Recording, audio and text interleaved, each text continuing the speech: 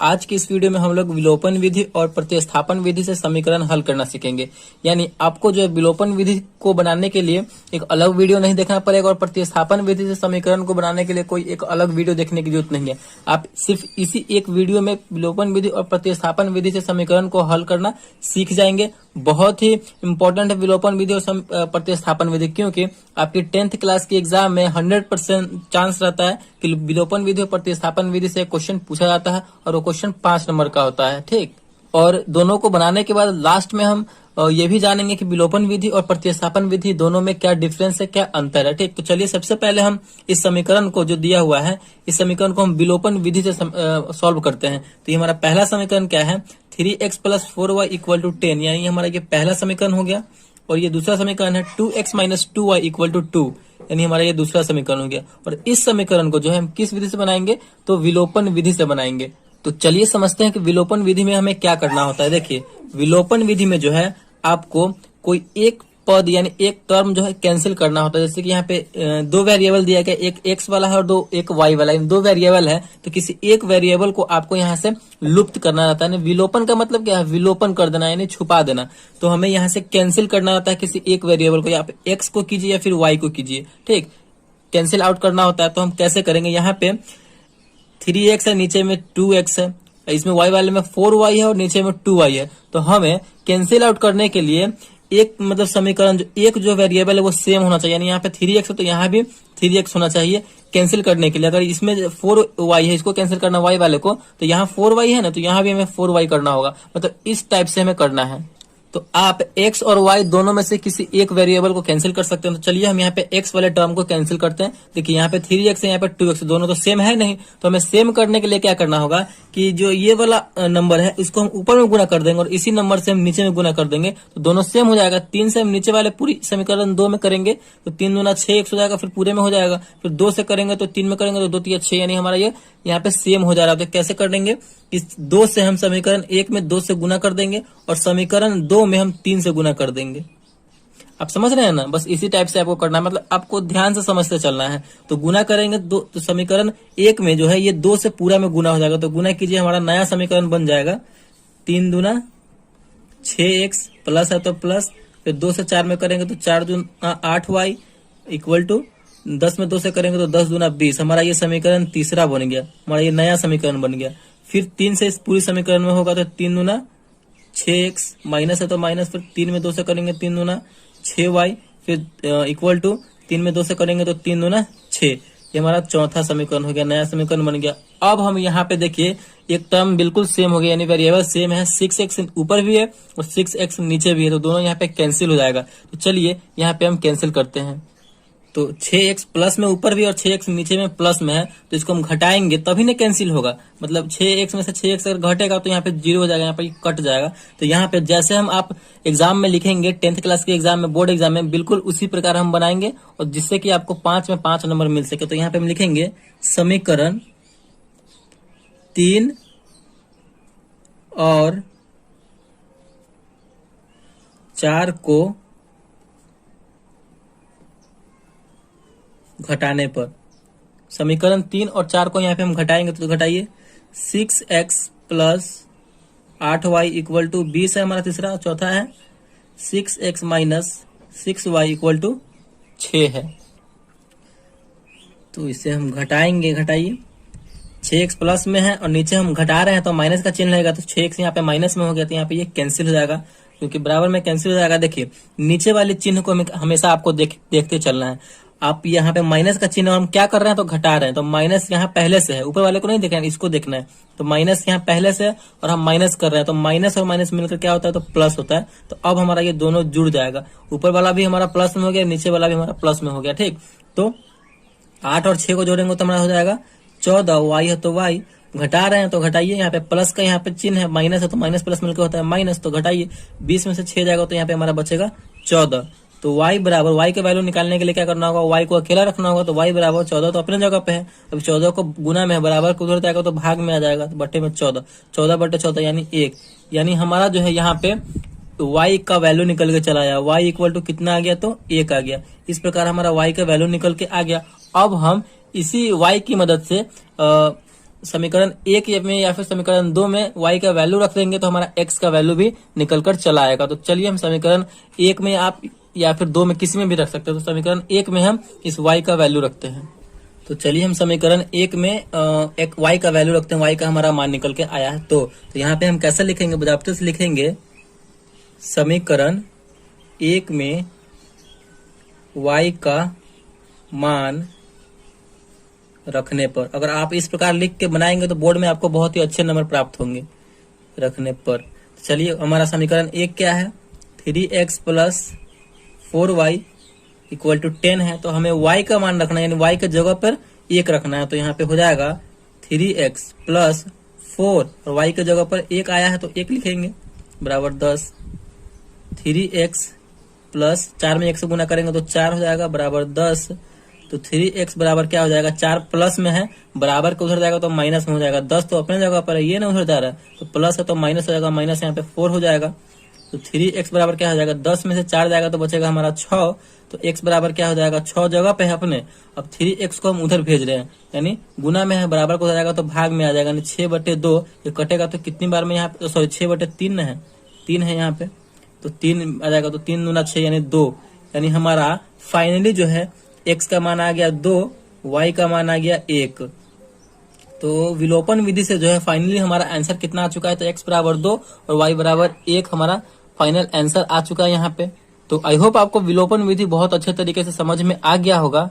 तो हमें विलोपन विधि में करना क्या होता है कि आपको एक टर्म को, यानी एक वेरिएबल को आप x को कैंसिल आउट कर सकते हैं या फिर y को कैंसिल आउट कर सकते हैं। अगर हमें y को करना होता तो यहाँ पे हम क्या करते कि इसमें y वाले में, ऊपर वाले में 2 से गुना कर देते तो ये मिलकर हो जाता 4 दूना 8, और नीचे वाले समीकरण 2 में हम 4 से गुना कर देते, 2 में 4 से करते तो 8, हमारा ये दोनों बराबर हो जाता 8। तो इसको हम कैंसिल आउट कर सकते थे। आप x को कर सकते हैं या फिर y को कर सकते हैं। तो यही करना होता है हमें विलोपन विधि, यानी एक को विलुप्त करना होता है, छुपाना होता है। इसका नाम एलिमिनेशन मेथड है या फिर लुप्तीकरण विधि भी है। तो आई होप आपको विलोपन विधि से समीकरण को सॉल्व करना आ गया होगा। चलिए अब हम समझते हैं यहाँ पे प्रतिस्थापन विधि से समीकरण को हल करना। तो इसी क्वेश्चन को जो है हम प्रतिस्थापन विधि से सॉल्व करेंगे। 3x प्लस 4y बराबर 10 और 2x माइनस 2y बराबर 2। तो इसी समीकरण को हम प्रतिस्थापन विधि से सॉल्व करके देखते हैं कि हमारा वो वैल्यू सेम आता है कि नहीं x और y का। तो चलिए सॉल्व करते हैं। तो हमारा पे वही समीकरण है जिस समीकरण से हमने विलोपन विधि से सॉल्व किया है इसको। तो चलिए इसी समीकरण को प्रतिस्थापन विधि से सॉल्व करते हैं। 3x प्लस 4y बराबर 10 यानी समीकरण 1 हो गया। 2x माइनस 2y बराबर 2 यानी हमारा समीकरण 2 हो गया। तो विलोपन विधि में हमारा क्या था कि एक पद को हमें कैंसिल आउट करना होता था, यानी छुपाना होता था, ठीक। लेकिन प्रतिस्थापन विधि में वैसा नहीं है। प्रतिस्थापन विधि में क्या है कि हमें कोई एक पद, यानी कोई एक वेरिएबल का जो मान निकाल करके उस दूसरे वाले इक्वेशन में रखना है। जैसे कि अगर हम इस समीकरण 1 का जो है x का वैल्यू निकालते हैं तो इसी x के वैल्यू को हमें समीकरण 2 में प्रतिस्थापित करना है। वही हमारा प्रतिस्थापन विधि हुआ, ठीक। अगर आप y का निकालते हैं समीकरण 1 की मदद से तो इसी y का वैल्यू जो है जो निकाल के आएगा वही हमें समीकरण 2 में प्रतिस्थापित करना यानी रखना है। वही हमारा प्रतिस्थापन विधि हो गया। इंग्लिश में अगर हम बात करें तो इसे सब्स्टिट्यूशन मेथड हम कहते हैं। तो चलिए हम प्रतिस्थापन विधि से इस समीकरण को भी समझते हैं। तो चलिए आप जो है किसी एक का वैल्यू निकाल सकते हैं, x का या फिर y का। तो चलिए हम x का ही निकालते हैं। तो यहाँ पे हम समीकरण 1 को ले रहे हैं तो यहाँ पे हम क्या लिखेंगे, समीकरण 1 से समीकरण 1 को लिए हैं। तो समीकरण 1 क्या है हमारा, 3x plus 4y equal to 10 है। अब इसी में से हम x का वैल्यू निकाल रहे हैं तो क्या करना होगा, हमें इस टर्म को अकेला छोड़ना होगा। तो 3x बराबर क्या हो जाएगा, हम 4y को उधर भेज रहे हैं तो 10 तो अपने जगह पे है, हम उसको भेज रहे हैं उधर। तो ये प्लस में है, उधर जाएगा तो माइनस में हो जाएगा 10 माइनस 4y। तो x का वैल्यू निकालने के लिए x को अकेला रखना होगा। तो 3 गुना में है, बराबर को उधर जाएगा तो भाग में हो जाएगा। तो हो जाएगा हमारा 10 माइनस 4y बटे में 3 आ जाएगा, ठीक। अब हमारा यहाँ पे x का वैल्यू यहाँ पे ये निकल के चला आया। अब इसी x के वैल्यू को हम समीकरण 2 में x के जगह पर पुट कर देंगे। तो हमें क्या लिखना होगा आगे, तो हमें यहाँ पे लिखना होगा समीकरण 2 में x का मान रखने पर। समीकरण 2 में हम इस x का मान रखेंगे। तो चलिए समीकरण 2 हमारा क्या है, 2x minus 2y equal to 2 है। अब इसी x के जगह पे हम ये वाला वैल्यू रखेंगे, ठीक, ये वाला मान रखेंगे। तो रखिए यहाँ पे हम रखेंगे तो क्या हो जाएगा, 2x के जगह पर रखेंगे, ये हमारा 10 माइनस 4y बटे में 3 माइनस 2y बराबर 2। इसे हम सॉल्व कर देंगे तो यहाँ पे हमारा सिर्फ एक y वाला टर्म बच रहा है, तो हमारा y का वैल्यू यहाँ से निकल के चला आएगा। ठीक, इसी प्रकार आपको करना है, बस आप समझते चलिए कि किस टाइप से बन रहा है, किस तरीके से ये बन रहा है। ठीक, तो चलिए गुना कीजिए, यानी इस 2 से हम इस पूरे वाले में ऊपर वाले में गुना हो जाएगा, तो 10 में 2 से करेंगे तो 10 दूना 20 माइनस 4 दूना 8y बटे में 3 माइनस 2y बराबर 2। इस 2y के नीचे कुछ भी नहीं है, तो इसका मतलब क्या 1 है, तो हम 3 और 1 का एलसीएम लेंगे तो हमारा कितना होगा, 3 और 1 का एलसीएम तो 3 ही होगा। तो 3 1 का एलसीएम हो जाएगा हमारा 3, 3 से 3 कैंसिल हो जाएगा एक बार में, तो 20 माइनस 3 से 3 एक बार में कैंसिल होगा तो 8 कम 8 यानी 8y माइनस 3 दूना 6y बराबर 2। चलिए ये आपको समझ में आया, तो नहीं आया होगा तो कमेंट में बताइएगा, हम आपको कमेंट का रिप्लाई करके बता देंगे। चलिए यहाँ पे देखिए अब 20 माइनस 8y और माइनस 6y, तो माइनस 8y और माइनस 6y मिलकर कितना हो जाएगा, तो माइनस 14 हो जाएगा कि 8 और 14, और y है तो y, माइनस में था तो माइनस में लगा देंगे, बटे में 3 है तो 3 बराबर 2। ठीक, उसके बाद क्या होगा, उसके बाद देखिए इस 3 को हम उधर भेज देंगे, क्योंकि ये भाग में है, बराबर को उधर जाएगा तो गुना में हो जाएगा, तो 20 माइनस 14 y बराबर 2, और भाग में है, बराबर को हो जाएगा तो गुना में, तो 3 गुना हो जाएगा 6। तो यहाँ पे हम y का वैल्यू अब आराम से निकाल लेंगे, तो माइनस 14 y बराबर, इस संख्या वाले को संख्या वाले के साथ रखेंगे तो 20 इधर है, प्लस में है, बराबर को हो जाएगा तो माइनस में 6 अपने जगह पे है तो माइनस 20 हो जाएगा। तो यहाँ पे देखिए माइनस 14y बराबर क्या हो जाएगा, माइनस 14, क्योंकि 6 में से 20 घटे, कम में से ज्यादा घट रहा है, तो यहाँ पे माइनस में आंसर आएगा। तो माइनस इधर भी है, माइनस इधर भी है, बराबर के दोनों ओर माइनस है, तो माइनस माइनस कैंसिल हो जाएगा।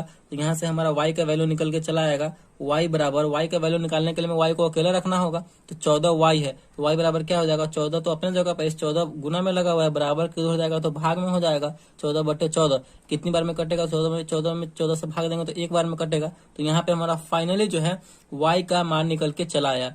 तो y का मान जैसे ही निकल के आया है तो हम समीकरण 1 में, 2 में या फिर किसी में भी रख देंगे तो हमारा x का मान भी निकल के चला आएगा। ठीक, तो यहीं पे आपको सॉल्यूशन उसका बना के दे रहे हैं। समीकरण 1 में यहाँ पे लिख सकते हैं आप, समीकरण 1 में y का मान रखने पर, तो समीकरण 1 में हम y का मान रखें, समीकरण 1 है हमारा 3x प्लस 4y बराबर 10। आप किसी में भी रख सकते हैं, 1 में भी रख सकते हैं, 2 में भी रख सकते हैं।